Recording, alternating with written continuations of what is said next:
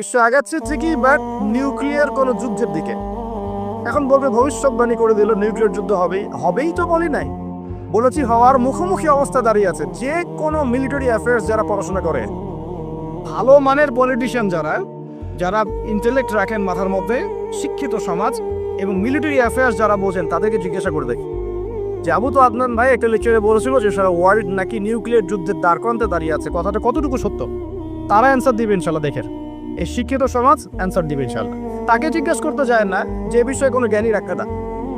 আমার কথা কি বুঝতে পারছেন? যারা এই সেক্টরে পণ্ডিত তাদেরকে জিজ্ঞাসা করে, তারা বলবে যে হ্যাঁ, এটা মুখোমুখি দাঁড়িয়ে আছে, যে কোনো সময় হতে পারে, হতে পারে, হতে পারে। আমরা নিউক্লিয়ার যুদ্ধ হবে কিনা তা তো আর আমরা কোরআন সুন্নাহয় পাইনি, এতটুকু পেয়েছি মালহামা হবে। কি হবে? মালহামা মানে মহাযুদ্ধ। এটা বিভিন্ন কান্ট্রির মধ্যে জড়িয়ে পড়তে পারে, আল্লাহু আ'লাম বিসসাওয়াব। এতটুকু জেনেছি, ইরাকের ইউফ্রেটিস নদীর সোনার পাহাড়কে কেন্দ্র করে বিশাল যুদ্ধ হবে, এটা জেনেছি, হাদিসে আছে।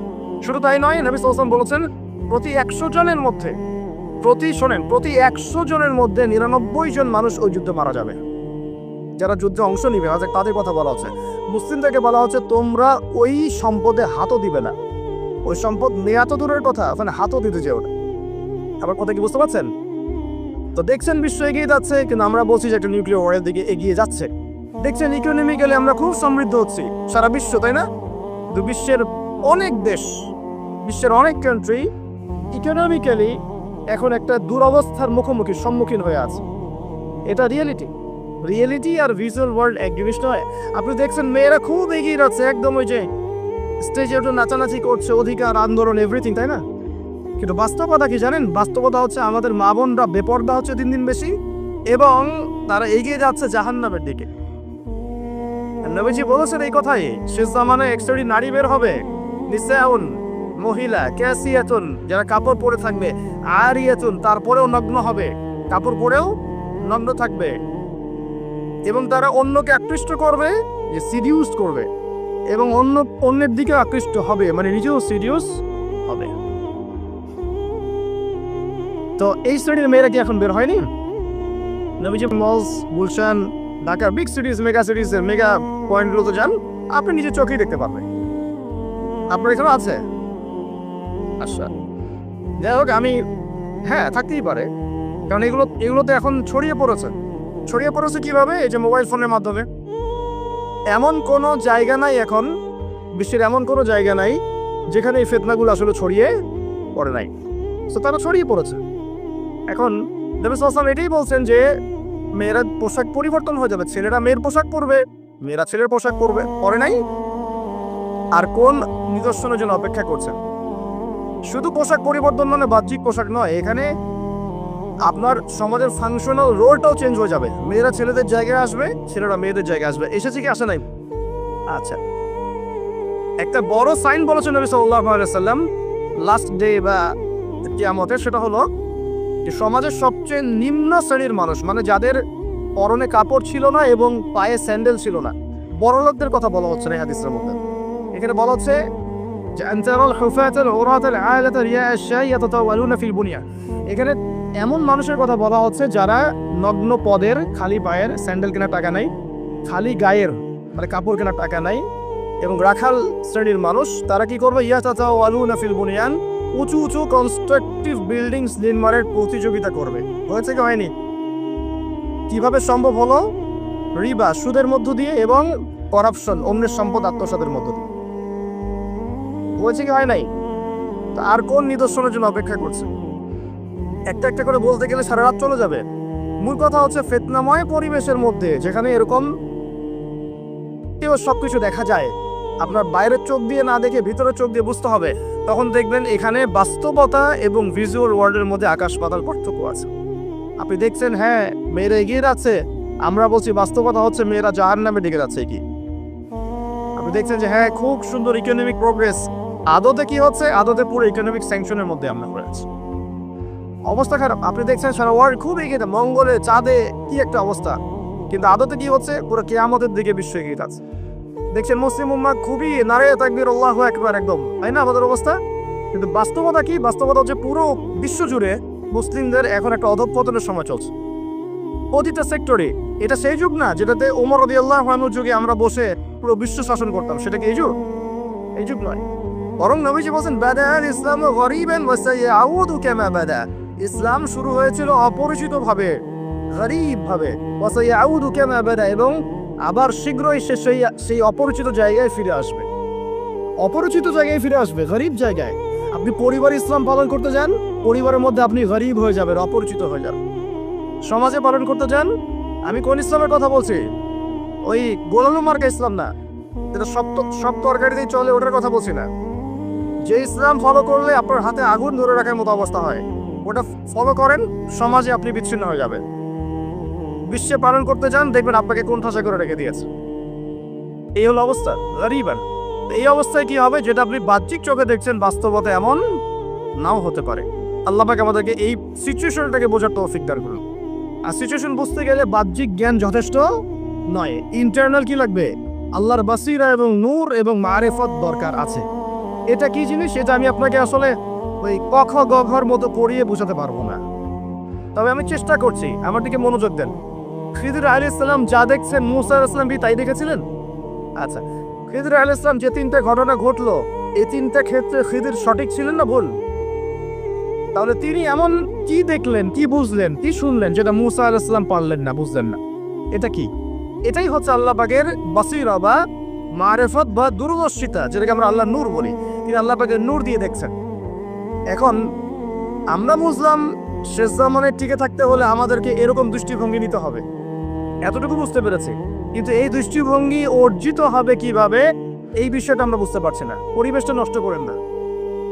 এই দৃষ্টিভঙ্গি অর্জিত হবে কিভাবে, এটা কি জানা দরকার নাই? আচ্ছা, আসলে সেদিকে কথা বলি। প্রথম কথা প্রিয় ভাইয়েরা, এই দৃষ্টিভঙ্গি অর্জন করতে হলে আগে কলব পরিষ্কার করতে হবে। কি করতে হবে? আচ্ছা, এটা কিভাবে হবে? সার্ফ এক্সেল দিয়ে ঘষবেন? আচ্ছা, কলব পরিষ্কার করার জন্য আমি কয়েকটা ফর্মুলা বলে দিই আগে। এটা সবার জন্যে। এবং বিশ্বাস করেন, এখন আমরা সমাজে যারা বসবাস করি, বেশিরভাগ আমরা মৃত কলব নিয়ে বসবাস করি, বেশিরভাগ। যদি কলব জিন্দাই হতো তাহলে হক বাতিল চিনতে পারতাম না। যদি কলব জিন্দাই থাকতো তাহলে কি দুনিয়ার এই মোহের মধ্যে ব্যস্ত থাকি? যদি কলব জিন্দা থাকতো সারাদিন, তাহলে দুনিয়ার ফিকিরে ব্যস্ত থাকতে পারি। যদি কলব জীবিতই থাকে তাহলে কাউকে দাফন করার পরে দুনিয়াবি খোঁজ গল্পে কেউ মত্ত হতে পারে? যদি কলব জিন্দা থাকে তাহলে কেউ মানুষকে ঠকাতে পারে, মাপে কম দিতে পারে, কেউ কি গোপনে পাপ করতে পারে, কেউ কি অন্যের সম্পদ আত্মসাৎ করতে পারে? কলব জিন্দা থাকলে কেউ সুদ খায়, কলব জিন্দা থাকলে কেউ জেনা করে, কলব জিন্দা থাকলে কেউ এরকম নোংরা কনসার্টে যেতে পারে? অতএব বুঝতে পারছি এসব পরিস্থিতি দেখে যে আমাদের বেশিরভাগের কলব কি? মৃত, নিঃসন্দেহে মৃত, কোনো সন্দেহ নাই।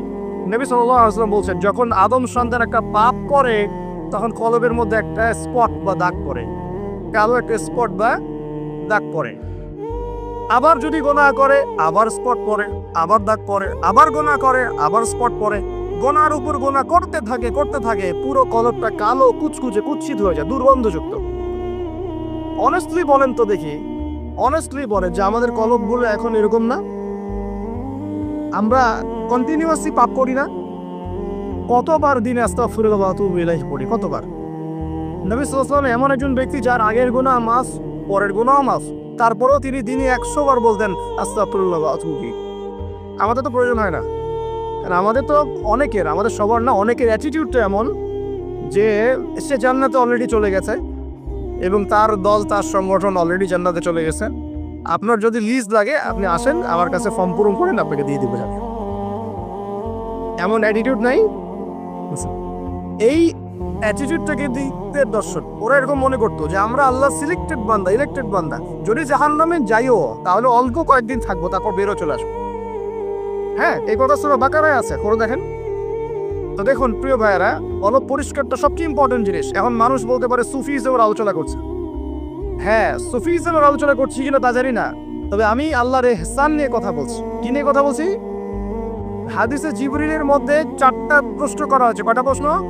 4টা। তার মধ্যে একটা প্রশ্ন হচ্ছে আখবিরনি আনিল ইহসান, হে মুহাম্মদ সাল্লাল্লাহু আলাইহি ওয়াসাল্লাম আমাকে ইহসান সম্পর্কে বলুন। জিবরাইল আলাইহিস সালাম প্রশ্ন করছেন। কে প্রশ্ন করছেন? ইহসান কি? নবী সাল্লাল্লাহু আলাইহি ওয়াসাল্লাম বলেন, আনতা আবুদুল্লাহ কাআন্নাকা তারাহ তুমি এমনভাবে আল্লাহর ইবাদত করবে যেন তুমি আল্লাহকে দেখতে পাচ্ছ। ওয়াইন লাম তাকুন তারাহু ফাইন্নাহু ইয়ারাক। তুমি যদি আল্লাহকে দেখতে নাও পারো, জেনে রাখবে যে আল্লাহ পাক তোমাকে দেখছেন। এই ফিলিংসটা মানুষের মধ্যে থাকলে কি মানুষ পাপগুলো কন্টিনিউয়াসলি করতে পারে? যদি পাপ হয়েও যায় সেটা তওবা করে ফিরে আসবে, তাই নয় কি? আচ্ছা, এখন দেখুন কি করতে হবে। এক নাম্বার বলছি যে অন্তরটাকে পরিচ্ছন্ন করতে হবে। পরিচ্ছন্ন করার জন্য প্রথম কাজ কি? প্রথম কাজ হচ্ছে 5 ওয়াক্ত নামাজকে আঁকড়ে ধরা। কি করা? 5 ওয়াক্ত নামাজকে আঁকড়ে ধরা। যদি আপনি জামাত মিসও করে ফেলেন, বাসায় পড়ে ফেলবেন, নামাজ বাদ দেওয়া যাবে না।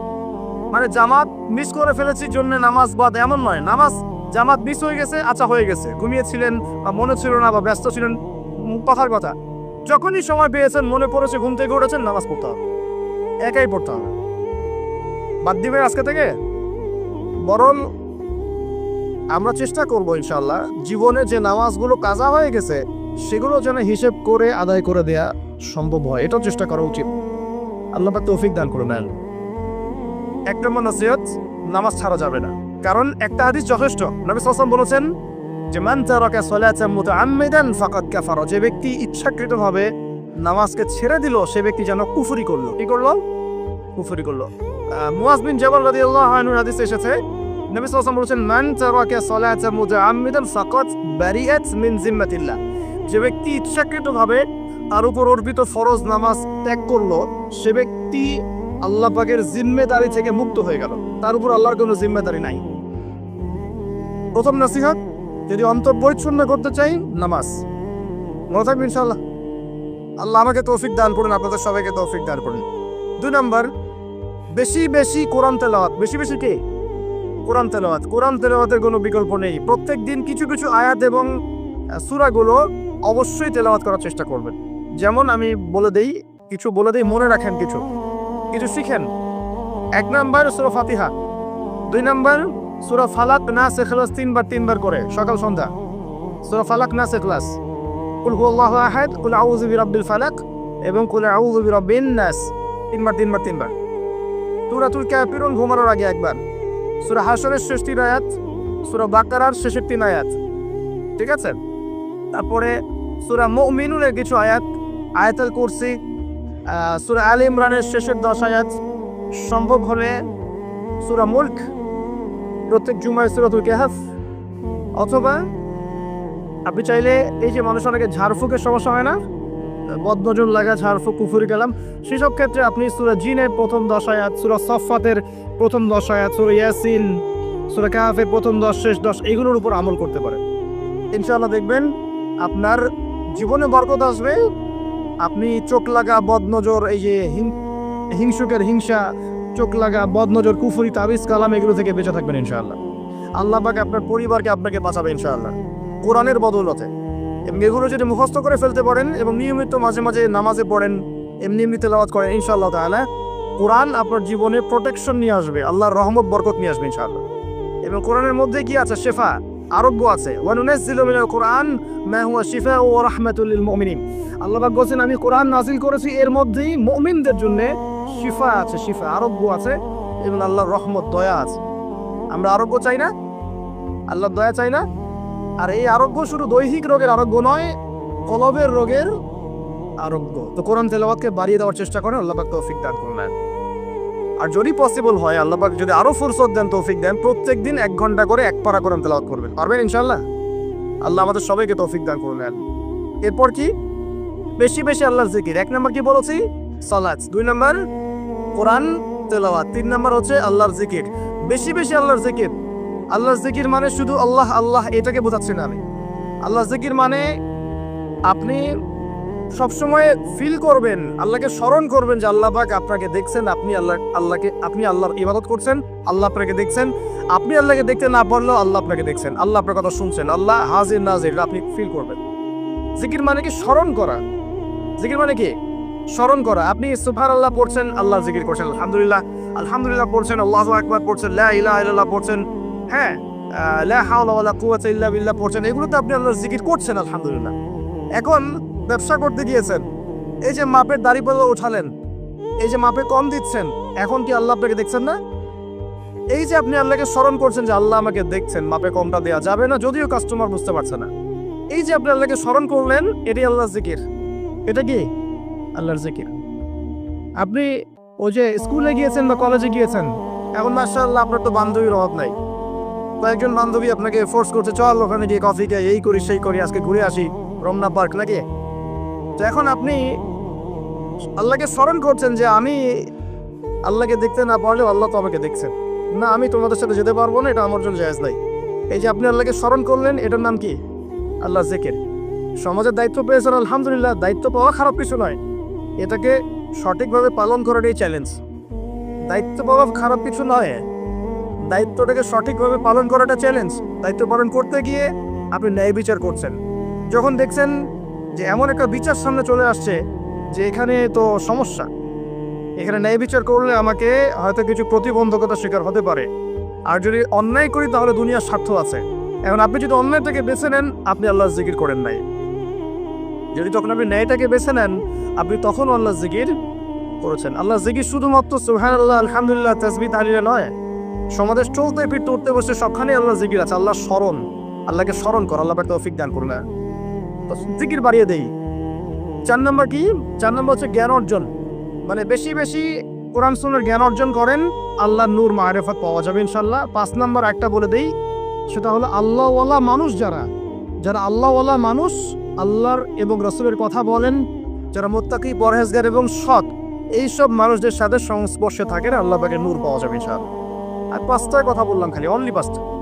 এগুলোর পাশাপাশি আর 5টা বিষয় আছে, যাওয়া যাবে না। 5টা বিষয়ে যাওয়া যাবে না। 1, হিংসা মনে রাখাই যাবে না। মনে যার হিংসা আছে, তার সাথে আল্লাহর নূরের কোনো সম্পর্ক নেই। সে কোশ্চিন কালেও খিদির হতে পারবে না। তার বড় বড় ডিগ্রি থাকতে পারে, সার্টিফিকেট থাকতে পারে, মনে হিংসা দিয়ে ভর্তি, কোশ্চিন কালেও আল্লাহর নূর এবং মারিফত অর্জন করতে পারবে না, সম্ভব না। কলবুন সেলিম, বিশুদ্ধ কলব, অবনত চিত্তের কলব না থাকলে এটা সম্ভব নয়। অতএব হিংসা করবেন। এখন তো হিংসার যুগ, এখন তো ওই যে বললাম না, ছেলে মেয়ে হয়ে যাচ্ছে, মেয়ে ছেলে হয়ে যাচ্ছে। এখন মেয়েরা কিন্তু খুব একটা ঝগড়া করে না, মেয়েদের কথাবার্তাগুলো এখন ছেলেদের মতো। বাইরে বের হয়ে রিক্সা ডাক দিবে, এই রিক্সা এদিকে আসো, এই সিএনজি এদিকে আসো, ওর গলার ভয়েসটা ছেলেদের মতো। আর ছেলেরা কি করে দেখবেন, যে কোনো একটা ইস্যু পাক বা না পাক, অনলাইনে ফেসবুকে বসে আহলুল কমেন্ট, এখানে দেখবে সারাদিন ঝগড়া করছে, ঝগড়া করে করে করে লাস্টে বলবে যে আমিন না লিখে কেউ যাবেন না। এই হলো অবস্থা। দেখুন, ঝগড়াটা একটা স্বভাব ছেলেদের মধ্যে আসে। ছেলেরা ঝগড়া করবে কেন? ছেলেরা মারামারি করে সরাসরি নাকি? ছেলেরা কি ঝগড়া করে নাকি? দীর্ঘদিনের ইতিহাস পড়ে দেখেন না আপনি, পুরো ওয়ার্ল্ডের হিস্ট্রি ঘেটে দেখেন, দেখবেন ছেলেদের গায়ের ব্যক্তিত্ব ছিল না। যুদ্ধ বিগ্রহ করবে ছেলেরা, বক্সিং খেলবে ছেলেরা, জিম করবে ছেলেরা, মার্শাল আর্ট শিখবে ছেলেরা, ছেলেরা এগুলো করবে। ছেলেরা চুলকাচুলকি ঝগড়া করে নাকি? চুলাচুলি করে নাকি ছেলেরা? এখন দেখবেন ফেসবুকে ঢুকলেই ছেলেরা কিন্তু মেয়েলি ঝগড়া করে, দেখছেন, খেয়াল করছেন? দেখেন সাইকোলজিক্যাল পরিবর্তন হয়েছে। ছেলেরা মেয়ে হয়ে যাচ্ছে, মেয়েদের মধ্যে সাইকোলজিক্যালি ছেলেদের প্রভাব বিস্তার হচ্ছে। অতএব হিংসায় যায় না, এটা হিংসার যুগ। হাবিল হন, কাবিল হয়েন না। আপনি হাবিল হন, কাবিল হতে যায় না। কারণ কাবিলের আমল নামায় নবী সাল্লাল্লাহু আলাইহি ওয়াসাল্লাম বলেছেন, কিয়ামত পর্যন্ত যত মানুষ খুন হবে, হাদিসটা শোনেন, কিয়ামত পর্যন্ত যত মানুষ খুন হবে, সমস্ত খুনের একটা পাপের অংশ কাবিলের আমল নামায় যুক্ত করা হবে। কারণ কি? কারণ পৃথিবীর ইতিহাসে সেই প্রথম খুনের সিলসিলা চালু করেছিল, সে তার ভাই হাবিলকে হত্যা করেছিল। হাবিল কাবিলের এই সুন্নত এখন নাই? আছে। মুসলিমদের মধ্যে দেখবেন বহু কাবিল ঘুরে বেড়াচ্ছে, আছে না? হাবিলের শুকর ভালো লাগছে না, হাবিলের উন্নতি অগ্রগতি ওর পছন্দ হচ্ছে না, হাবিলের কুরবানি আল্লাহর কাছে কবুল হচ্ছে, ও সহ্য করতে পারছে না, এজন্য সে কাবিল হয়ে গেছে। এরকম কাবিলের সংখ্যার অভাব নাই তো পৃথিবীতে। আর বাবা বলছি যে ভিতরের শত্রু চেনা খুব ডিফিকাল্ট, বাইরেগুলো চেনা যায়। আমরা দোয়া করি আল্লাহ রাব্বুল আলামিন ভিতর এবং বাইরের সব ধরনের শত্রুতা থেকে ইসলামকে হেফাজত করবেন, এবং যারা দুনিয়ার স্বার্থে ইসলামের বিরুদ্ধে শত্রুতা করবে, আল্লাহ পাক ওদের শিকড়টা উপরে ফেলে দেন। সামনে যান। 1 নাম্বার কি রাখা যাবে না? হিংসা। একটা কথা বলে শেষ করি, আপনি যদি কারো প্রতি হিংসা করেন তাহলে কি হবে? আপনার ক্ষতি কি? আপনার যত নেক আমল ধ্বংস হয়ে যাবে। হিংসা সেভাবে নেক আমলকে পুড়িয়ে দেয় যেমন করে আগুন কাঠকে পুড়িয়ে দেয়। হাদিস, শুনেছেন হাদিসটা? হিংসা সেভাবে নেক আমলকে পুড়িয়ে দেয় যেভাবে আগুন কাকে পুড়িয়ে দেয়? কাঠকে। আগুন কাঠে আগুন ধরিয়ে দেন, কাঠ বাকি থাকে, কয়লা ছাই হয়ে যাবে। ঠিক একইভাবে আমল নামার নেকি সব ছাই হয়ে যাবে। আর যদি আপনাকে কেউ হিংসা করে, ঈর্ষা করে, মানে ঈর্ষা না হিংসা করে, এবং আপনার দিকে বদনজর দেয়, হ্যাঁ আপনার ক্ষতি চায়, আপনার সাথে কুফুরি করে ইত্যাদি, তাবিজ কবজ করে, তখন আপনারও ক্ষতি হতে পারে। চোখ লাগলে, বদনজর হলে, তাবিজ কবজ, আপনার ক্ষতি হতে পারে। আর এই ক্ষতি থেকে আপনি বাঁচবেন কিভাবে? এটা তো আপনার হাতে নাই, তাই না? কেউ যদি আপনাকে ঈর্ষা হিংসা করে, এটা তো আপনার হাতে নাই, আছে? নাই। একটা উপায় হচ্ছে মানুষের থেকে নিজেকে যত পারেন আড়াল করার চেষ্টা করেন। এই যে বারবার বলি না, এত শোডাউনের দরকার নাই, ফেসবুকের দরকার নাই, অনলাইনের এই যে ছবি টবির দরকার নেই, এমনি এমনি বলি না। আমরা চাই যে মানুষ থেকে যতটা পারে আড়াল হতে, যতটা সম্ভব। কারণ এখন তো এর চেয়ে বেশি কিছু পাচ্ছি না, এতে ক্ষতি আছে, মানুষের চোখ লাগে। এখন আপনি বাঁচবেন কিভাবে? প্রতিদিন সূরা ফালাক, সূরা নাস, ইখলাস সকাল সন্ধ্যা 3 বেলা করে, সকাল সন্ধ্যা 3 বার করে সূরা ফালাক, সূরা নাস, সূরা ইখলাস। প্রত্যেক নামাজের পর আয়াতুল কুরসি, ঘুমানোর আগে আয়াতুল কুরসি, সূরা বাকারার শেষের আয়াত, সূরা মুলক। এই যে কোরআনিক চিকিৎসাগুলো আপনি যদি গ্রহণ করেন, ইনশাআল্লাহ তাহলে আপনি চোখ লাগা থেকে বাঁচবেন। ইনশাআল্লাহ ইনশাআল্লাহ আপনি বদনজর থেকে বাঁচবেন, হিংসার কুপ্রভাব থেকে বাঁচবেন ইনশাআল্লাহ। এগুলো কিন্তু হেলা কথা বলছি না, এটা এত মারাত্মক। নবী সাল্লাল্লাহু আলাইহি ওয়াসাল্লাম বলেছেন যে চোখ লাগা বদনজরগুলো এত মারাত্মক যে একটা জীবন্ত উটকে রান্নার পাত্রে নিয়ে আসতে পারে। এত ডেঞ্জারাস, এত ডেঞ্জারাস। তো হিংসা করবেনও না, হিংসার শিকারও যেন না হন। এই জন্য সূরা ফালাককে বেশি বেশি তেলাওয়াত করবেন। কুল আউযু বিরাব্বিল ফালাক মিন শাররি মা খালাক ওয়া মিন শাররি গাসিকিন ইযা ওয়াকাব ওয়া মিন শাররিন নাফাযাতি ফিল উকাদ ওয়া মিন শাররি হাসিদিন ইযা হাসাদ। আমি হিংসুকের হিংসা থেকে আল্লাহ তোমার আশ্রয় চাচ্ছি যখন সে হিংসা করে। পারবেন ইনশাআল্লাহ? আর কি করা যাবে না? আল্লাহর নূর মারিফত পেতে হলে অহংকার করা যাবে না। কি যাবে না? আল্লাহ পাক সব পছন্দ করলে অহংকার পছন্দ করবেন না। আল্লাহ পাক অহংকার পছন্দ করবেন। আল্লাহ পাক অনেক পাপ মাফ করে দিতে পারেন, অহংকার আল্লাহ পাক খুব কঠিন ভাবে ধরেন। আল্লাহ পাক খুব কঠিন ভাবে অহংকারীকে আল্লাহ পাক কখনোই পৃথিবীতে টিকতে দেন নাই। অহংকার আল্লাহ পাকের চাদর, এটা করে কেউ টান দিতে পারে না। মনের মধ্যে যদি অহংকার থাকে, কোশ্চিন কালেও ডিগ্রি সার্টিফিকেট অর্জন করেও আল্লাহর নূর পাওয়া যা আপনি খিদির হতে পারবেন না, সিচুয়েশন বুঝতেও পারবেন না, সলিউশনও বের করতে পারবেন না। একজন সত্তার কথা বলে দেই, আমি আলোচনা গুটিয়ে নিচ্ছি আস্তে আস্তে ইনশাল্লাহ। একজন সত্তার কথা বলি, ইবলিস নাম আছে, মনে আছে? ইবলিস, সে কি আল্লাহর একজন আবেদ ছিল না? ইবাদত করে নাই, তার জ্ঞান ছিল না? প্রচন্ড জ্ঞানী ছিল, আল্লাহ পাকে প্রচুর ইবাদত করেছে। কেন জাহান্নামী হল? কি কারণে জাহান্নামী হল? দেখেন, সে আল্লাহ পাকের আদেশকে লঙ্ঘন করেছে, সেজদা করে নাই। এই তো আদম আলাইহিস সালামও তো গাছের কাছে চলে গিয়েছেন। তাহলে আদম আলাইহিস সালামও তো গাছের কাছে গিয়েছেন, আল্লাহ পাকের হুকুমটা লঙ্ঘন হয়ে গেল না? ইবলিসও তো লঙ্ঘন করেছে। তাহলে উভয়ের মাঝে কি পার্থক্য? পার্থক্যটা হচ্ছে আদম আলাইহিস সালাম ভুল করে তওবা করে ফিরে এসেছেন, অহংকার করেন নাই, করেছেন? পক্ষান্তরে ইবলিস ভুল করেও তার উপর অটল শিখেছে। সে বলেছে খলাকতানি মিন নার ওয়া খলাকতাহু মিন তিন। আল্লাহ, আপনি যে আমাকে বলছেন আদমকে সিজদা করতে, আপনি ভুল, আমি সঠিক। নাউযুবিল্লাহ। এই যে আবা ওয়াস্তাকবার, সে উদ্ধত হলো, অহংকার প্রদর্শন করলো। এই একটা কারণেই আল্লাহ পাক কি করেছেন? তাকে চিরস্থায়ী জাহান্নামে দিয়েছেন। কথা কি বুঝতে পারছেন? অতএব অহংকার থাকলে আল্লাহর নূর পাওয়া যাবে না। ইবলিসের ইবাদত ছিল, টিকতে পারে নাই। ওর কিন্তু ইলম ছিল, টিকতে পারে নাই। আল্লাহ বোঝার তৌফিক দান করেন।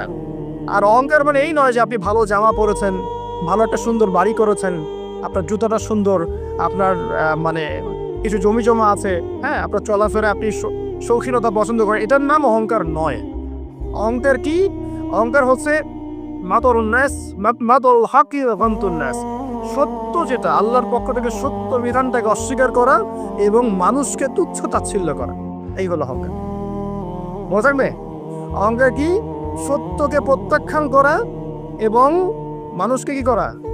তুচ্ছ তাচ্ছিল্য করা। একজন মুমিন ভাইয়ের খারাপ হওয়ার জন্য এতটুকু যথেষ্ট যে সে আরেকজন মুমিন ভাইকে তুচ্ছ তাচ্ছিল্য করছে।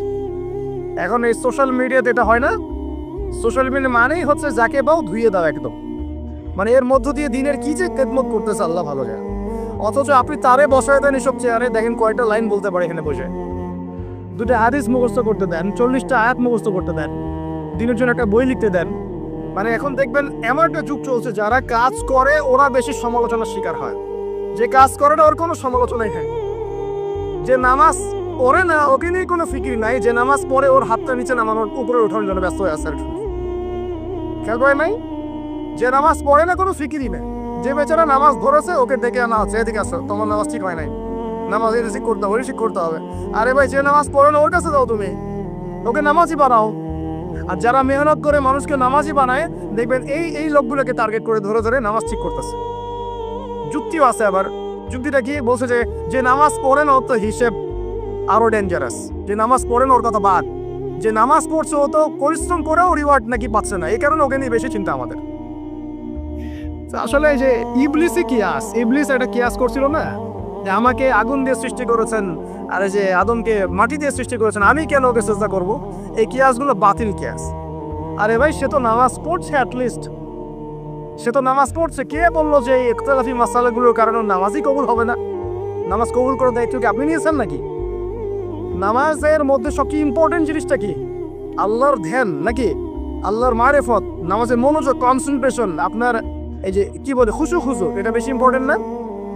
নামাজে আপনার বাইরের আচরণ সব ঠিক আছে, কিন্তু নামাজে কোনো মনোযোগ নাই, নামাজে কোনো মনোযোগই নাই, কি পড়ে কিছু বোঝেনি না, নামাজ পড়ে আল্লাহকে পাচ্ছেন না, চিনছেন না, নামাজ পড়েও আপনি পাপ থেকে দূরে থাকতে পারছেন না, তার মানে নামাজ কবুল হচ্ছে না।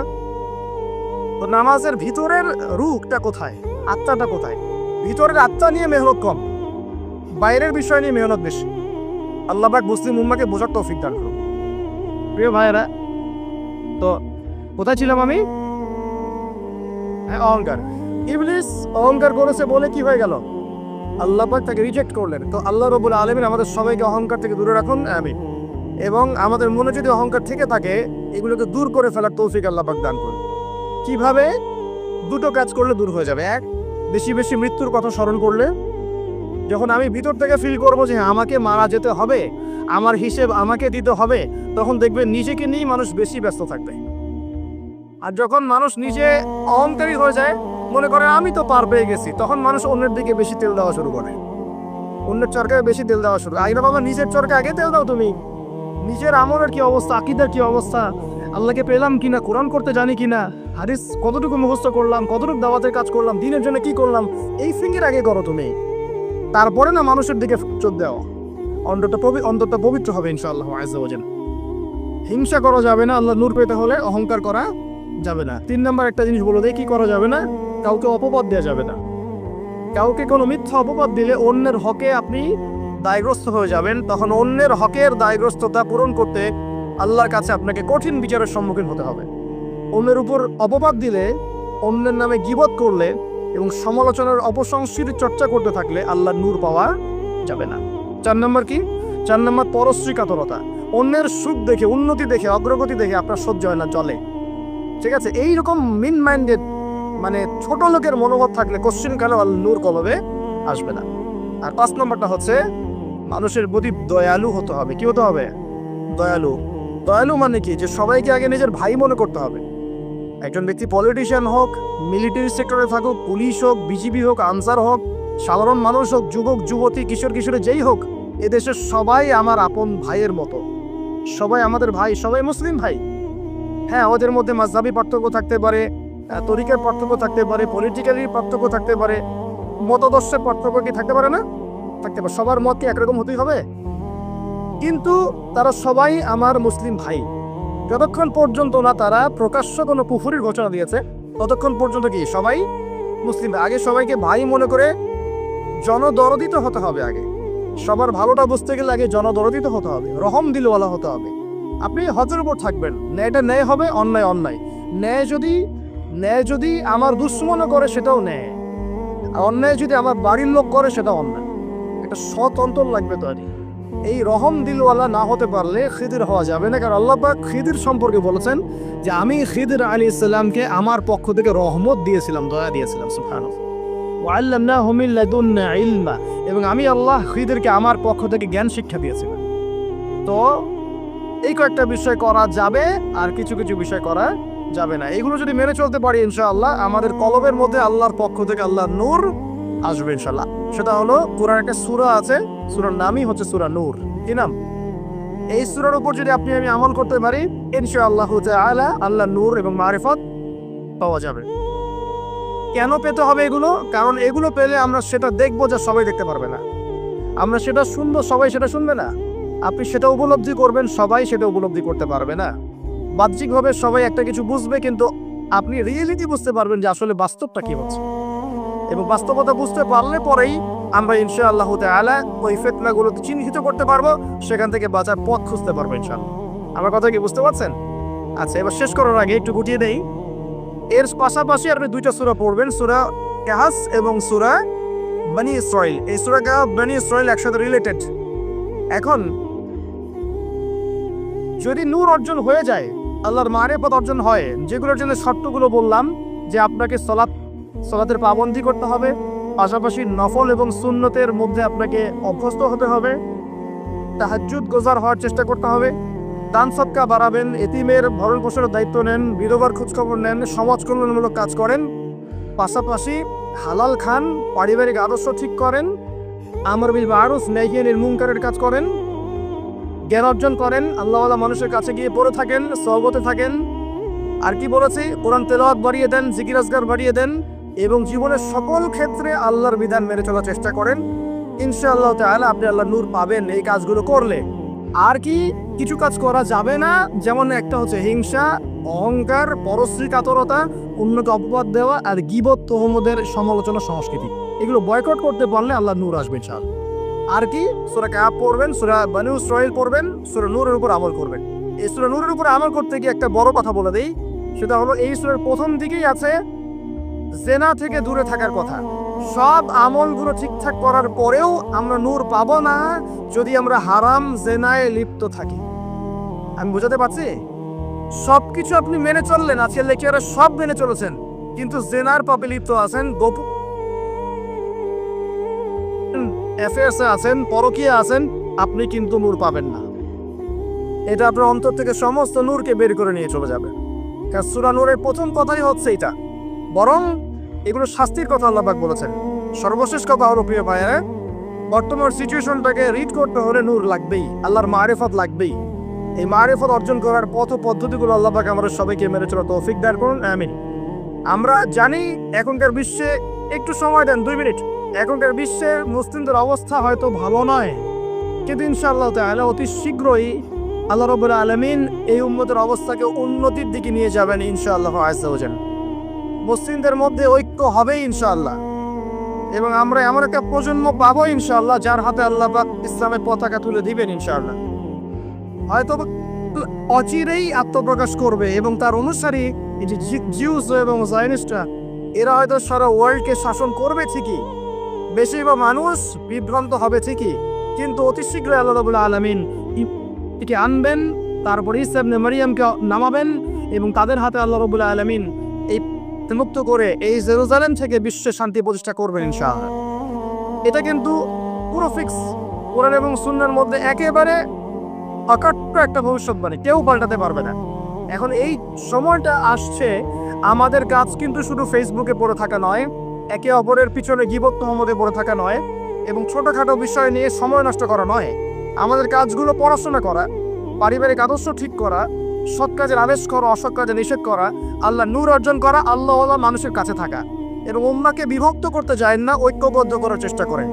আমাদের উপরে যারা আছে যে কোনো সেক্টরে, তাদের সাথে শত্রুতা পোষণ করার প্রয়োজন নেই, বরং দোয়া করতে শেখেন, এবং তাদের ভুলভ্রান্তিগুলোকে গঠনমূলকভাবে ধরিয়ে দেন। আরও বলবো যে তাদেরকে উত্তম নসিহত করেন, এবং আল্লাহর কাছে বেশি বেশি দোয়া করেন আল্লাহ রাব্বুল আলামিন যেন আমাদের উপরে এমন কিছু মানুষকে এনে দেন যাদের মধ্য দিয়ে ইসলামের খেদমত হবে ইনশাআল্লাহ। বিশ্বকে একটা খাদ্য মন্দার দিকে ঠেলে দেওয়া হচ্ছে, বিশ্বকে একটা দুর্ভিক্ষের দিকে ঠেলে দেওয়া হচ্ছে, এবং মহামারীর মধ্য দিয়ে অলরেডি কিন্তু আমাদের বিভিন্ন দেশের ইকোনমিক অবস্থা ভালো না, তার উপরে খাদ্য সংকট, তার উপরে যে বৈশ্বিক যুদ্ধগুলো, আমদানি রপ্তানি বন্ধ হয়ে যাচ্ছে, তেল গ্যাসের দাম বেড়ে যাচ্ছে, জনগণ হাহাকার করছে। এই পলিটিক্যাল গ্লোবাল অ্যাফেয়ার্সের ফিতনা এগুলো। তারপরে এই জন্যই প্রথমে আমি একটা কথা বললাম যে ফিতনাময় একটা পরিবেশে একজন মুমিন যার অন্তর্দৃষ্টি আছে, যে কোরআন এবং সুন্নাহ দিয়ে এই বিশ্বের এই রহস্যগুলো উদ্ঘাটন করতে পারে, সে ভালো থাকতে পারে না। তার মনটা সবসময় কিন্তু মানে ব্যাকুল থাকবে যে কিভাবে এসব সমস্যা থেকে নিজে উত্তরণের পথ খুঁজতে পারি, আর আমার পরিবারকে বাঁচাতে পারি, আর আমার জনগণকে বাঁচাতে পারি। আর যদি আপনি আত্মকেন্দ্রিক হন, স্বার্থপর হন, তাহলে নিজের চটকায় তেল দিবেন, নিজে ভালো থাকলেই বাপের নাম। তো দেখুন, এই জামানার কথাই নবীজি বলছেন সাল্লাল্লাহু আলাইহি ওয়াসাল্লাম, তোমাদের সামনে এমন একটা যুগ আসছে, নবীজি বলছেন জামানা সাবরিন, কঠিন জামানা, যে জামানা ঈমান নিয়ে চলাটা হবে হাতের মধ্যে আগুন নিয়ে চলার মতো। নবীজি বলছেন ওই সময়ে সাহাবী জিজ্ঞাসা করছেন, ইয়া রাসূলুল্লাহ, আমি ওই সময় কি করব? ওই সময় আমি কি করব? আমাকে কি পরামর্শ দিচ্ছেন? নবী সাল্লাল্লাহু আলাইহি ওয়াসাল্লাম বলছেন, হে আমর ইবনে আস, তুমি ওই সময়ে বাড়িতে অবস্থান করো, বাসায় থাকো, বিনা প্রয়োজনে বাড়ির বাইরে এসো না। ওই সময় তুমি নিজের পাপের জন্য আল্লাহর কাছে ক্রন্দন করতে থাকো, বিনা প্রয়োজনে বাড়ির থেকে বের হয়েও না। আর মানুষের সাথে এত বেশি মেলামেশা করো না, নিজে তোমার আমল, তোমার গুনাহ নিয়ে ব্যস্ত থাকো, তোমার পাপের জন্য আল্লাহর কাছে কান্নাকাটি করো, ইনশাল্লাহ তুমি নাজাত পেয়ে যাবে। এটা একটা অপশন, মানে ফিতনাময় পরিবেশে আপনি কিভাবে বাঁচবেন, এটা একটা অপশন। আরেকটা হাদিসে গিয়ে নবী সাল্লাল্লাহু আলাইহি ওয়াসাল্লাম বলছেন যে যখন এমন ফিতনাময় পরিবেশ আসবে, তখন যদি তোমরা এই আমর বিল মারুফ নাহি আনিল মুনকার, সৎ কাজের আদেশ, অসৎ কাজের নিষেধ, আমার সুন্নতের উপর অটল থাকতে পারো, তাহলে তোমরা 50 জন শহীদের নেকি পাবে। সাহাবায়ে কেরাম বলছেন, ইয়া রাসূলুল্লাহ, আমিনহুম আও মিন্না, তাদের মধ্যে 50 জন নাকি আমাদের মধ্যে 50 জন শহীদ? নবী করিম সাল্লাল্লাহু আলাইহি ওয়াসাল্লাম বলছেন, বাল মিনকুম, বরং তোমাদের মধ্যে 50 জন শহীদ।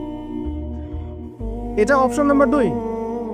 এক কি বললাম, আপনি নিজেকে নিয়ে ব্যস্ত থাকেন, বাসায় থাকেন, বিনা প্রয়োজনে বাড়ি থেকে বের হবেন না, মানুষের সাথে কম মেলামেশা করেন এবং নিজের পাপের জন্য আল্লাহর কাছে কান্নাকাটি করেন, নিজের আমল নামা নিয়ে ব্যস্ত থাকেন, ইনশাআল্লাহ নাজাত পাবেন। 2 নাম্বার, যদি আপনার কাছে আরো বেশি যোগ্যতা থাকে এবং আপনি আরো বেশি সাহসী হন এবং আপনি উম্মার, দেশের জনগণের কল্যাণ কামনা করেন, তাহলে অন্যদেরকেও এই ফিতনাময় পরিবেশে টিকে থাকার ফর্মুলা বলে দেন। এখানে সবর করেন, আমর বিল মারুফ নাহি আনিল মুনকারের কাজ করেন, আল্লাহ পাক আপনাকে ইনশাআল্লাহ 50 জন শহীদ সাহাবী নাকি দিবেন। আরো অপশন আছে। কি অপশন? ওই যে আসহাবুল কাহফ কি করেছিল, একটা ফিতনাময় পরিবেশ থেকে নিজেরা আস্তে করে সরে গিয়েছে।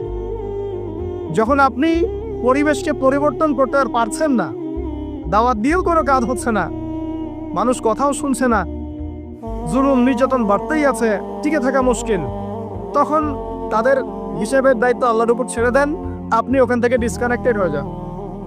এমনও হাদিস আছে। হয়তো আপনার কাছে মনে হচ্ছে না এখনো ওই যুগ আসে নাই, কিন্তু আমি আপনাকে বলে দিই যে কোরআন এবং সুন্নাহর চোখ দিয়ে যদি আপনি দেখতে শেখেন এবং বর্তমান বিশ্বের প্রেক্ষাপটটা অ্যানালাইসিস করার যোগ্যতা আপনি অর্জন করেন কোরআন সুন্নাহর চোখ দিয়ে, আপনি বুঝতে পারবেন সেই সময় অনেক আগেই চলে এসেছিল। এখন ফিতনা এবং ফাসাদময় এই পরিবেশে আমরা কি করতে পারি, ছোট স্কেলে, বড় স্কেলে না, ছোট স্কেলে। আমি আজকে বড় বিষয় নিয়ে কথা বলতে আসি নাই, কারণ আমি চিন্তা করলাম যে আসলে প্রথমে যদি ব্যক্তিকেন্দ্রিক বিষয়টা ঠিক না হয়, বড় বিষয় আলোচনা করে কোনো লাভ নাই। আগে ব্যক্তি যদি ঠিক না হয়, বড় বিষয় আলোচনা করে আসলে কোনো লাভ নাই, আপনারা বুঝবেনও না, মাথার উপর দিয়ে চলে যাবে। এখন গ্লোবাল অ্যাফেয়ার্স নিয়ে কথা বলে খুব একটা ফায়দা নাই আপনাদের। এখন ইকোনমি পুরো এই সুদভিত্তিক সিস্টেম আপনি চেঞ্জ করতে পারবেন না, এবং পুরো যে তাগুতি ব্যবস্থা আপনি চেঞ্জ করতে পারবেন না। আপনি কি করতে পারবেন? আপনি নিজেকে পরিবর্তন করতে পারবেন, আপনার পরিবারকে পরিবর্তন করতে পারবেন। এতটুকু আপনার পক্ষে এখন পর্যন্ত সহজ, ঠিক না? ঠিক কথা, এটা আপনি এখন করতে পারবেন। তো এটার ফর্মুলা কি? ফর্মুলা ঘাটতে গিয়ে আল্লাহ পাক আমার মাথার মধ্যে একটা হাদিস নিয়ে এসে দিলেন, কারণ আমি বিশ্বাস করি যে আপনারা বলছেন মৌলানা, আল্লামা, আমি আসলে এমন কিছু নই। এই কথাগুলো আসলে আমার সাথে যায় না। আমি নিতান্তই একজন ছোট মানুষ এবং তালেবে ইলম, জ্ঞানের পথের পথযাত্রী। আর আমি তালেবে ইলম হয়ে থাকতে চাই। আমি মুফতি হই, আমি মুহাদ্দিস, মুফাসসির বা যে শব্দগুলো আপনারা বলছেন, এমন কিছুই নয়। আসলে কিয়ামতের মাঠে আমি জান্নাতে যেতে পারবো কিনা আমি নিজেই জানি না। যখন কোনো মানুষ নিজেকে অনেক বড় মনে করা শুরু করবে, বুঝে নেবেন সেই ইবলিসের আনুগত্য করা শুরু করেছে আর কি। কারণ ইবলিস বলেছিল আবা ওয়াস্তাকবারা, আমি খলাকতানি মিন নার ওয়া খলাকতাহু মিন তিন, আমাকে সৃষ্টি করেছেন আগুন দিয়ে, আদমকে সৃষ্টি করেছেন মাটি দিয়ে, আমি কেন আদমকে সিজদা করতে যাব? তো এটা ইবলিসের চরিত্র, আবা ওয়াস্তাকবার, সে উদ্ধত হয় এবং অহংকার প্রদর্শন করে। তা আমি মনে করি যে আমি কিছু বলি না, আল্লাহ রাব্বুল আলামিন আমাকে বলার তৌফিক দেন মাত্র, আলহামদুলিল্লাহ। তা আমার মাথায় একটা হাদিস আসছে, সকাল থেকে ঘুরছে, সেটা হচ্ছে দেখুন বারা ইবনে আযিব রাদিয়াল্লাহু আনহু থেকে বর্ণিত হাদিসটা আসছে এবং হাদিসটা বিশুদ্ধ। এখান থেকে আমি মূল আলোচনা যাচ্ছি যে একদিন আনসার মানুষদের মধ্যে, আনসার কারা? আমাদের আনসার বাহিনী। আনসার কারা? যারা মুহাজির সাহাবীদেরকে আশ্রয় দিয়েছিল মদিনায়, তাদেরকে কি বলা হয়? আনসার। তাহলে শব্দটা সুন্দর না? তাহলে আমাদের বাহিনীর নামটাও সুন্দর, মাশাআল্লাহ। তো আনসার সাহাবীদের মধ্যে একজন ইন্তেকাল করেছেন, ইন্না লিল্লাহি ওয়া ইন্না ইলাইহি রাজিউন। এখন তাকে দাফন করা হচ্ছে, আর নবী সাল্লাল্লাহু আলাইহি ওয়াসাল্লাম কবরের পাশে চুপ করে বসে পড়লেন। তার বসা দেখা দেখি বাকি সাহাবীরাও তাকে ঘিরে গোল করে বসে পড়লেন। তারা বলছেন আমরা এমন ভাবে এখানে বসেছিলাম যেন আমাদের মাথার উপরে পাখি এসে বসতে পারে, চুপচাপ, কোনো নড়াচড়া নাই।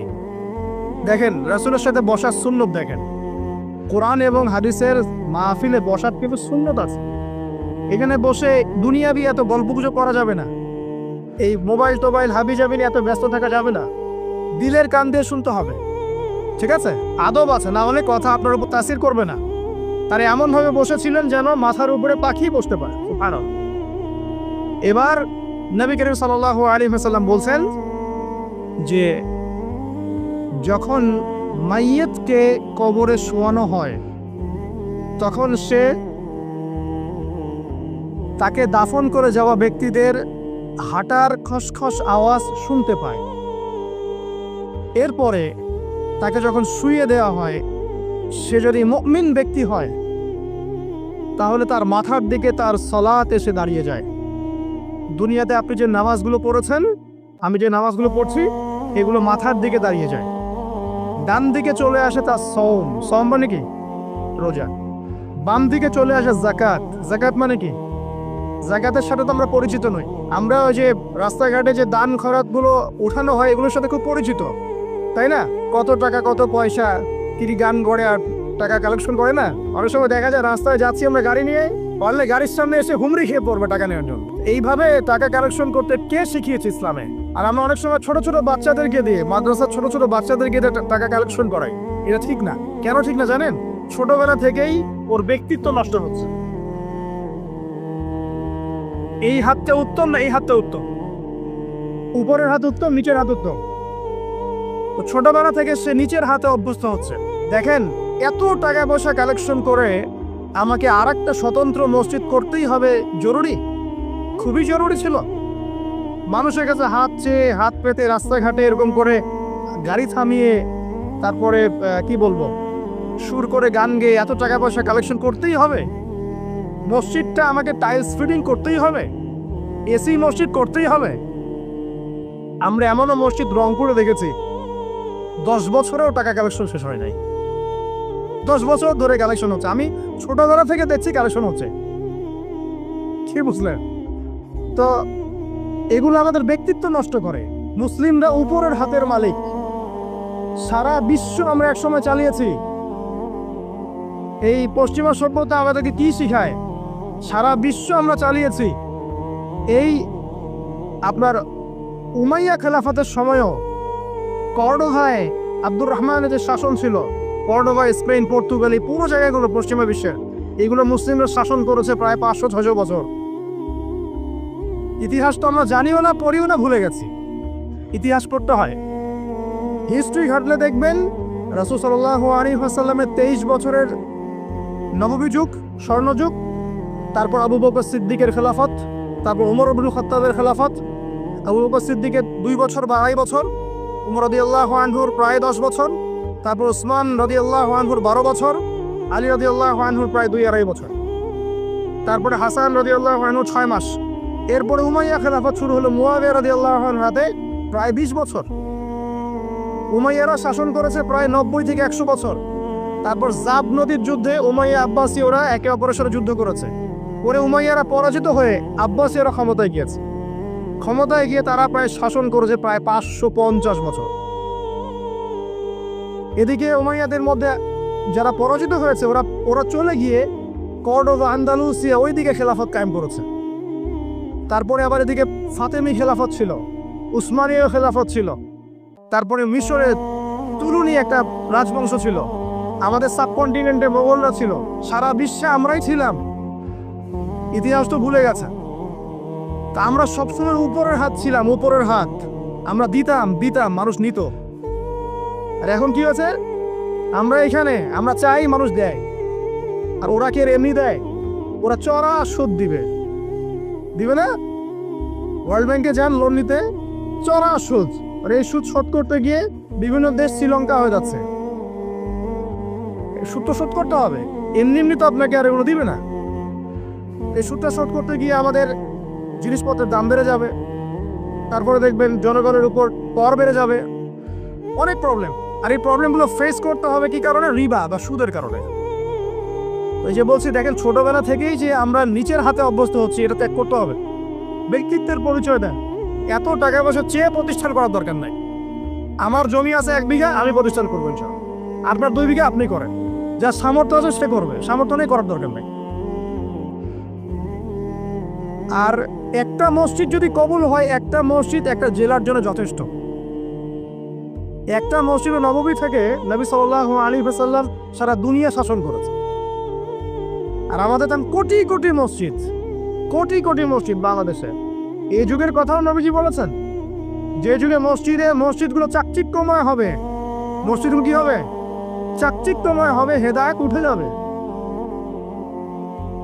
এবং মসজিদের মধ্যে সরগোল, হট্টগোল বেড়ে যাবে। দেখেন না মসজিদে হট্টগোল বেড়ে গেছে না? এটা সেই যুগ। তো যেটা বলছিলাম প্রিয় ভাইরা, যে নিচের হাতে অভ্যস্ত না, উপরের হাতে অভ্যস্ত হতে হবে। এই কারণে এই যে একটা হাদিসের কথা শুরু করলাম, যে আনসার সাহাবী কারা ছিল? যারা মুহাজির সাহাবীদেরকে আশ্রয় দিয়েছে। এখন এই সাহাবীদের মধ্যে একজন ইন্তেকার করেছে। তার লাশ যখন রাখা হচ্ছে, তখন নবীজি বলছেন, মাথার দিকে মাইয়েতের আসে কি? সালাত। সালাত মানে কি? নামাজ। 5 ওয়াক্ত নামাজ আজকে থেকে ছাড়বেন? ওয়াদা করেন আজকে থেকে 5 ওয়াক্ত নামাজ ছাড়বো না ইনশাআল্লাহ। একটা হাদিস খালি বলি, মান তারাকা সালাতান মুতাআম্মিদান ফাকাদ কাফারা। মান তারাকা সালাতান মুতাআম্মিদান ফাকাদ কাফারা। আবার শুনেন, قال رسول الله صلى الله عليه وسلم من ترك صلاة متعمدا فقد كفر.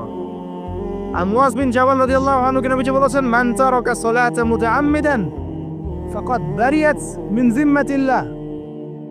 যে ব্যক্তি নিজের উপর ফরজ নামাজ ছেড়ে দিল, সে কুফরি করলো। মুয়াজ বিন জাবালকে নবী সাল্লাল্লাহু আলাইহি ওয়াসাল্লাম বলছেন, যে ব্যক্তি ফরজ নামাজ ইচ্ছা করে ছেড়ে দিল, সে ব্যক্তি আল্লাহর জিম্মা থেকে মুক্ত হয়ে গেল। নামাজ ছাড়বেন প্রিয় ভাই, 5 ওয়াক্ত নামাজ জামাতের সাথে ইনশাআল্লাহ। আল্লাহ আমাকে তৌফিক দেখ, আপনাদের সবাইকে তৌফিক দান করুন। আমি জামাত যদি না পান, একা পড়ে নেবেন, ঠিক আছে? যদি ঘুমিয়ে থাকেন, ঘুম থেকে উঠে পড়বেন। ভুলে গেছেন, যখন মনে হবে তখন পড়বেন। অজু করার পানি নাই, কি করবেন? তায়াম্মুম করবেন। তায়াম্মুমেরও কিছু নাই, আপনার কোনো কাপড়ই নাই, সতর ঢাকার কোনো কাপড়ই নাই, কি করবেন? বসে বসে নামাজ পড়বেন ওই অবস্থাতেই। এটা কোনো মাফ নাই। মানে আপনার অজু করার কোনো পানি নাই, তায়াম্মুমের কিছুই নাই, কাপড়ও নাই সতরে, তখনও নগ্ন হয়ে বসেই নামাজ পড়তে হবে, মাফ নাই। যখন শোয়ানো হবে, মাথা থেকে কি থাকবে? সালাত। তাহলে আমরা যারা ফরজ সালাত এখন আদায় করছি না, আজকে তওবা করেন, বলেন আস্তাগফিরুল্লাহ আল্লাযী লা ইলাহা ইল্লা হুয়াল হাইয়ুল কাইয়্যুম ওয়া আতুবু ইলাইহি। হে আল্লাহ, আমি তওবা করছি, সারা জীবনে যত নামাজ পড়ি নাই, এই সমস্ত নামাজ না পড়ার পাপ থেকে তোমার কাছে তওবা করছি। ঠিক আছে? এটা আস্তাগফিরুল্লাহর অর্থ নয়, আমি বাংলায় বললাম। আর যদি নামাজ কাজা করে আদায় করে দিতে পারেন, আলহামদুলিল্লাহ, খুবই ভালো হয়। যদি নাও পারেন, তাও এখন থেকে আর কোনো নামাজ বাদ দিয়ে না, আর বেশি বেশি নফল নামাজ পড়ার চেষ্টা করেন। আল্লাহ পাক তৌফিক এনায়েত করুন। তারপরে ডান দিকে কি? সওম। সওম মানে কি? রোজা। রমজান মাসে রোজা রাখি সবাই তো মাশাআল্লাহ, আলহামদুলিল্লাহ। রমজান মাসে সওম রাখার পাশাপাশি বেশি বেশি নফল সওম রাখার ব্যাপারে অভ্যস্ত হওয়ার চেষ্টা করতে হবে। সবচেয়ে সেরা সওমগুলো হচ্ছে মাসের 3 দিন, আইয়ামে বীজের সওম, চাঁদের 13, 14 এবং 15 তারিখ। আর সপ্তাহে 2 দিন, সেটা হলো বৃহস্পতিবার এবং কি সোমবার। আল্লাহ পাক তৌফিক দান করুন, আমিন। এছাড়া আরাফার সওম আছে, আশুরার সওম আছে, ঠিক আছে, জিলহজ মাসের প্রথম 10 দিন রাখতে পারেন ইত্যাদি। এবার বাম দিকে কি? যাকাত। যেটা বলছিলাম, যাকাতের সাথে আমরা খুব একটা পরিচিত নই, অথচ যাকাত একটা ফরজ ইবাদত। কেউ যদি নামাজ এবং যাকাতের মধ্যে পার্থক্য করে সে ব্যক্তি কাফের হয়ে যাবে। কেউ যদি মনে করে নামাজ আমি মানি, যাকাত আমি মানি না, তাহলে কাফের হয়ে যাবে। নিসাব পরিমাণ সম্পদ হলে প্রত্যেক মুসলিমের উপর যাকাত ফরজ, ঠিক আছে? এবং এই যাকাতই হচ্ছে আপনার ইসলামিক অর্থনীতির মূল ভিত্তি। তো যে কথা বলছিলাম প্রিয় ভাইরা, দেখুন, যাকাত ইসলামিক অর্থনীতির মূল ভিত্তি। কিভাবে জানেন? ব্যবসা এবং যাকাত এটা কি করে? এটা একটা মার্কেটের মধ্যে সম্পদ ঘুরতে থাকে। আমি বুঝাচ্ছি আপনাকে। মনে করেন আপনি ব্যবসা করছেন এবং যাকাত দিচ্ছেন। যাকাত কারা দিবে? যারা যাকাতের নিসাব পরিমাণ সম্পত্তি রাখে, মানে কিছুটা ধনী তারা। তো তারা ব্যবসা করছে মাশাআল্লাহ। ব্যবসা যখন করে, ব্যবসায় কি থাকে? লাভ থাকে, লস থাকে, লাভ থাকে, লস থাকে। লাভও হতে পারে আপনার, লসও হতে পারে। আর সুদে কি? শুধু লাভ, লস আছে? লস নাই। পার্থক্য বোঝেন। এখন ব্যবসা যখন আপনি করবেন, এই টাকা বা মূল যে ক্যাপিটাল যেটা বলে অর্থনীতির ভাষায়, এটা মার্কেটের মধ্যে সার্কুলেট করতে থাকবে। আজকে আপনি ধনী, লাভ করেছেন, কালকে লস করবেন, এই ধন আরেকজনের হাতে চলে যাবে। সে আবার ব্যবসা করছে, সে লাভ করলে সম্পদ তার হাতে থাকলো, লস করলে আরেকজনের হাতে। মানে এই মানিটা, ক্যাপিটাল যেটা, এটা মার্কেটের মধ্যে ঘুরতে থাকে, ঘুরতে থাকে। আজকে কেউ ধনী, কালকে কেউ ধনী, আজকে কেউ ফকির, কালকে কেউ ধনী, এভাবে। এখানে আল্লাহ পাক যাকে ইচ্ছা হয় ধন দেন, যাকে ইচ্ছা হয় দরিদ্র করেন। এটা আল্লাহ পাক নিয়ন্ত্রণ করেন। আবার এর মধ্যে যারা ধনী হবে তারা আবার যাকাত দিবে। কাকে যাকাত দিবে? যে গরিব তাকে। এই কারণে অর্থনৈতিক সাম্য থাকবে এবং টাকা, ক্যাপিটাল মার্কেটে সার্কুলেট করতে থাকবে। এটা হচ্ছে ইসলামিক ইকোনমিক্স। বুঝতে পারছি না মনে হয়। আর রিবায় কি হবে? রিবায় কোনো লসের চান্স নাই। মানে এখানে ধনী আরো ধনী হতে থাকবে, গরিব আরো গরিব হতে থাকবে, প্লাস যাকাতও দিবে না। তখন সমাজের একটা অংশ অনেক ধনী হবে, আরেকটা অংশ একদম মাটিতে পড়ে যাবে, কোনো ব্যালেন্স হবে না। এই কারণে বিশ্বের একটা অংশ, ওই বিশ্বের একটা বড় অংশ যারা সুদখোর, যেখান থেকে সুদ এসেছে, ওইটা আস্তে আস্তে ধনী হয়ে গেছে এবং বিশ্বের বহু কান্ট্রি আস্তে আস্তে দারিদ্র্য সীমার নিচে চলে আসছে। এটা শুধু ব্যক্তির ক্ষেত্রেই নয়, এটা সমাজের ক্ষেত্রেই নয়, পুরো বিশ্বটা হচ্ছে। তো এই হলো রিবা এবং ব্যবসা ভিত্তিক, যাকাত ভিত্তিক ইকোনমিক সিস্টেমের পার্থক্য, বেসিক ডিফারেন্স। রিবার মধ্যে আল্লাহ পাক তার হাত উঠিয়ে নেন, আল্লাহ পাক সেখানে আর ইন্টারফেয়ার করেন না। ঠিক আছে, সুদ খাচ্ছ, তুমি তোমার মতো চলো এখন। আর ব্যবসা ভিত্তিক ইকোনমিক্স চললে আল্লাহ পাক সেখানে কাউকে ধন দিবেন, কারো কাছ থেকে নিবেন। আপনার ধন নিয়ে আমাকে দিবেন, আমার ধন নিয়ে আপনাকে দিবেন। আমি যদি ধনী হই, আমি আমার যাকাত দিব, সেই যাকাতের টাকা আবার আপনার হাতে যাবে, কেউ না খেয়ে মরবে না। তো সামনে এই যে বলা হচ্ছে 2023 সাল, শুধু 23 সাল না, আমার অবজারভেশন 2026-27 পর্যন্ত একটা অর্থনৈতিক মন্দা চলতে পারে। বললে কিছু কিছু লোক যে ভবিষ্যৎবাণী করতে যাওয়া, এটা ভবিষ্যৎবাণী নয়। আপনি বর্তমান সম্পর্কে খবর রাখেন না বলেই বর্তমানকে আপনার ভবিষ্যৎ মনে হচ্ছে। আমাদের অনারেবল মিনিস্টার যারা আছেন ওদেরকে জিজ্ঞাসা করেন, তাদেরকে জিজ্ঞাসা করেন, তারাও বলছেন যে 2023 সাল থেকে 26 সাল খাদ্যমন্দার মধ্যে যাও। দেখেন নাই? তারা এই কথা বলছেন কারণ তারা বুঝতে পারছেন ওয়ার্ল্ডের অবস্থা ভালো না। এখানে একটা সলিউশন বলছে, ইচ্ছা হলে আপনি গ্রহণ করতে পারেন, ইচ্ছা হলে নাও করতে পারেন। আমার তো চাপিয়ে দেওয়ার কোনো ক্ষমতা নাই। ফাযাক্কির ইন্নামা আনতা মুযাক্কির, আপনি শুধু উপদেশদাতা। লাস্তা আলাইহিম বিমুসাইতির, আপনি কারো প্রতি দারোগা নন। কি উপদেশ? এই যে যাকাত, যেটা যাকাত, আমাদের যাকাত যেটা আছে, এটাকে একটু বড় পরিসরে কালেক্ট করার চেষ্টা করতে হবে। কোনো যদি আমরা সুষ্ঠু বন্টন করতে পারি গরিবদের মাঝখানে, ইনশাআল্লাহ কেউ খাদ্য অভাবে মারা যাবে না ইনশাআল্লাহ। আল্লাহ পাক আমাদেরকে বোঝার তৌফিক দান করুন।